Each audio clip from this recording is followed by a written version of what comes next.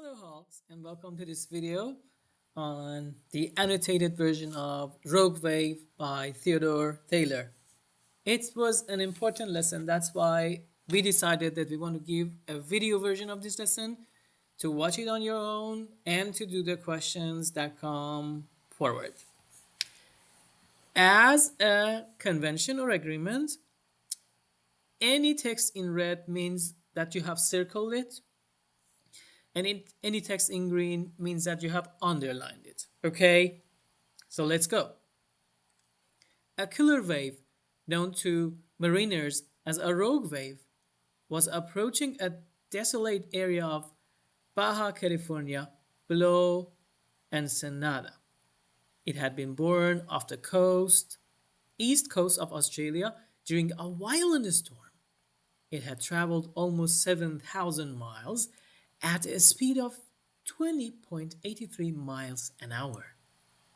Driven by an unusual pattern of easterly winds, it was a little over 800 feet in length and measured about 48 feet from the bottom of its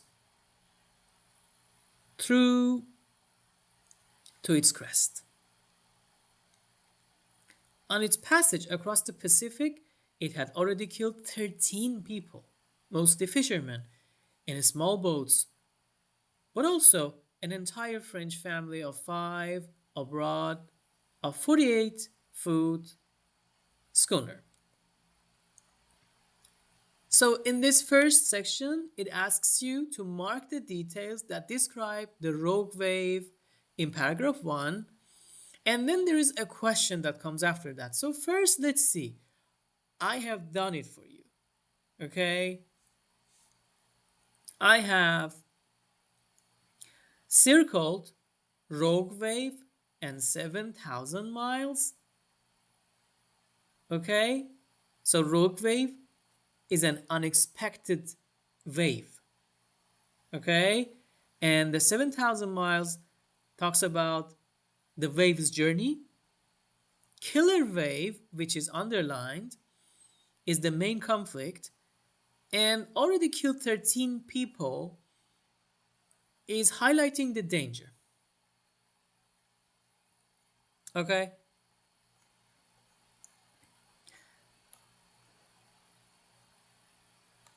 Paragraph 2. Melissa Scoot Atkins went below into the old Sea Dock's tiny gallery, moving down the 3 steps of the companionway, closing the 2 solid entry doors behind her. Always a good idea in offshore sailing. The 3 horizontal hatchboards that were on top of the doors were also firmly in place, securing the 30-foot bow top against sudden invasion of seawater. Now, I have underlined Scoot Atkins as the main character introduction. The old sea dock is circled, and it is the setting, which is the boat, and secured the 30-foot blah blah until the end of the line is showing safety measures. In paragraph 3, which I'm reading right now, I will tell you what we underlined and circled. Rogues and sneakers have been around since the beginning of the oceans, and the earliest sea literature makes note of giant waves. The US Navy manual Practical Methods for Observing and Forecasting Ocean Waves says, in any wave system, after a long enough time, an exceptionally high one will occur. These monstrous outside waves are improbable, but is still possible, and the exact time of occurrence can never be predicted. Naval hydrography studies indicate that waves 15 to 25 feet high qualify for a sneaker or slipper. Status. The freak rogue is up to 100 feet or over. That's so big. As waters slowly warm, they seem to be occurring more frequently. In 1995, the Queen Elizabeth II, the great British passenger liner, encouraged a 95-foot rogue south of Newfoundland, more than 900 feet long, The Queen Elizabeth II rode over it, but her captain said it looked like they were sailing into the white cliffs of Dover. Now, in the sake of making this video short, I would like you to pay attention to the underlined, underlined, which is green, and circled, which is red, and the notes that I have put here in the annotation section in the video, so you can pause and pay attention to them and then answer the questions. So I'm going to read aloud the next paragraph. Sullivan Atkins, Scoot's oldest brother, was steering the cutter-rigged boat on a northerly course about 15 miles off desolate Cabo Colnut, south of Ensenada. Under a brilliant sun, the glittering blue Pacific rose and fell in long, slick swells, a cold, light breeze holding steady. Paragraph 5. Below deck, Scoot was listening to Big Sandy and his fly-right boys doing Swing West and singing along with them while slicing leftover steak from last night's meal. They'd grilled it on a small charcoal ring that was mounted outboard on a starboard side at the stern, trailing sparks into the water. The Sea Dog had every blessed look. She was 14 years old and pretty with dark hair. Though small in size, not even 5 feet, she was strong. She'd started off with 8-foot sabots. On this trip, her first abroad, the Sea Dog, she'd manned the wheel for most of her 3 days they'd been on their way. She'd stowed things, including a barbecue pit, she marveled. Paragraph 6. Scoot was learning how to be a deep water sailor.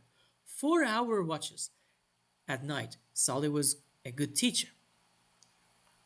Paragraph 7. It was one of those perfect days to be out, Sally thought. The three darkened sails belayed and whispering. White Bowie was singing pleasant songs as the fiberglass hull, tilting to starboard, sliced through the ocean. It was a day filled with goodness, peace, and beauty. They'd come south as far as Cabo Colnut, turning back north only an hour ago. They've sailed from Catalina Island's Avalon Harbor, the Sea Dog's home port, out in the channel of Los Angeles. Sally had borrowed the boat from a family friend, Bo Tucker, a stockbroker with enough money to outfit it and maintain it properly. Built by Tashing of Taiwan, she was heavy and sturdy, with a teakwood deck and handsome teakwood interior and the latest in navigation equipment. Sally had sailed her at least a dozen times. He'd been around boats, motor and sail, for many of his 19 years. He thought the old Sea Dog was the best in her category that he had ever piloted. Paragraph 8. As he was about to complete a northeast tack, Sally's attention was drawn to a squadron of seagulls diving on a small fish about 100 yards off the port bow, and he did not see the giant wave that had crept up silently behind the Sea Dog. But a split second before it lifted the boat like a carpenter's chip. He sensed something behind him and glanced backward toward the towering wall of shining water. Paragraph 9. It was already too late to shout warning to Scoot so she could escape from the cabin. Too late to do anything except hang on the wheel with both hands. Too late even to pray. He did manage a yell as the Sea Dog became vertical. She rose up the surface of the wall, stern first and then pitch-poled violently, end over end, and bow submerging and the boat going upside down, taking Sally and Scoot with it. The 40-foot mast, sails in act, now pointing toward the bottom. Scoot was hurled upward, legs and arms flying, her head striking the after gallery bulkhead, and then the companion steps and their interior deck, which was now the ceiling. She instantly blacked out. Everything loose in the cabin was scattered around and had been the overhead. Water was pouring and was soon lapping at Scoot's chin. It was coming from a 4-inch porthole that had not been docked securely and a few other smaller points of entry. Solid's feet were caught under four state sailcloths plastered around his face, but then he managed to shove clear and swim upward, breaking water. He looked at the mound of upside down hull, bottom to the sky, unable to believe that the fine, sturdy sea dog had been flipped like a cork, perhaps trapping a Scoot inside. Treading water, trying to collect his thoughts, he yelled, "Scoot!" But there was no answer. Heard pounding, unable to see over the mound of the hull. He circled it, thinking she might have been thrown clear, but there was no sign of her. Paragraph 13. He was back to the point of cabin entry, took several deep breaths and dove. He fell along the hatchboards and then opened his eyes briefly to see that the doors were still closed. She was still inside, maneuvering his body. He pulled on the handles, the doors were jammed, and he returned to the surface for air. Paragraph 14. He knew, by the way, the boat had already settled that there was water inside her. Under unusual circumstances, the hull being upright, there would be 4 feet, 9 inches of hull below the waterline. There would be about the same to the cabin overhead, enabling a 6-foot person to walk about down there. Wow, that's so high, right? Paragraph 15.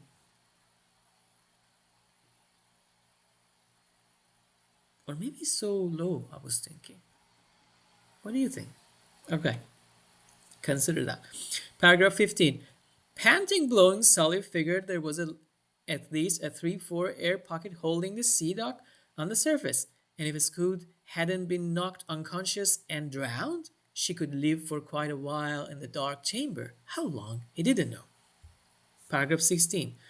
In the blackness, water continued to lap at Scoot's chin. She had settled against what had been the deck of the gallery, a cloth, her body in an upright position on debris. Everything not tied down in a locker was now between the overhead ribs. Wooden hatch covers from the bilges were floating in the water, and the naked bilges were exposed. Just after her body, and now above it, was a small diesel engine, as was the batteries. Under the water were cans of oil, one of them leaking. Battery acid might leak too. Few sailors could imagine the nightmare that existed inside the Sea Dog. Scoot's pretty face was splashed with engine oil. Paragraph 17. Over the next 5-6 minutes, Sully dove repeatedly, using his feet as a fulcrum and using the strength that he had in his arms, legs, and back in an effort to open the doors. The pressure of water defeated him. Then he thought about trying to pry the doors open, the wooden handle of the scrub brush. Too late for that. Immediately discovered. It had drifted away along with Scoot's nylon jacket, her canvas boat shoes, anything that could float. All right, guys, I am going to skip these paragraphs in the sake of keeping time because I don't want this video to be like an hour.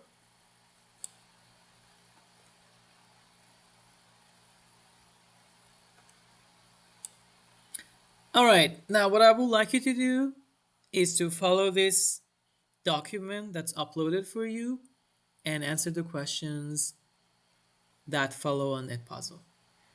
Thank you. and see you next time.